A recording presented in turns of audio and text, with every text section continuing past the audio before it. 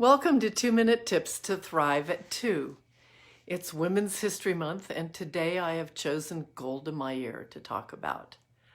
I have always thought of her as some dynamic leader.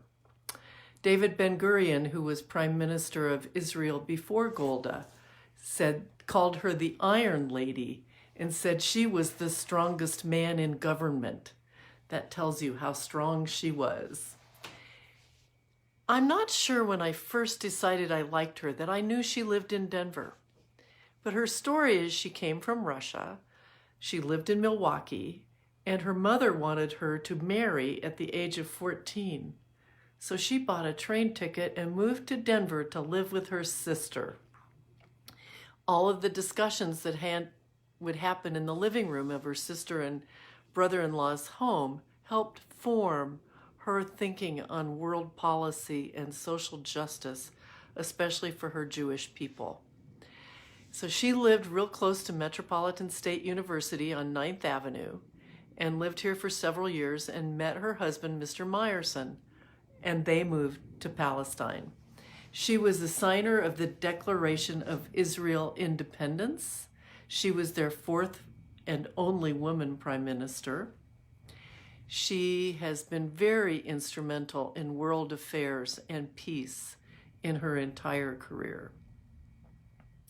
I think it's amazing to think that someone from Russia moved to Milwaukee, lived in Denver for a short time, and was one of the strongest leaders and founder of a very, shall we say, interesting country of Israel. She has left an indelible mark on me and my leadership style. Also, another interesting fact is that at the Metropolitan State University here in Denver, there is the Golda Meir political department. So she has quite a legacy in our city. She is the one who said, "I don't believe in just thinking about the theory of doing something. My motto is, just do it." Don't think she wore Nikes. She was famous for some pretty heavy-duty orthopedic shoes. That's Golda Meir. She took the name Meir, shortened her name Meyerson, because she was told to take a Jewish name, and Meir means light. And she is a light.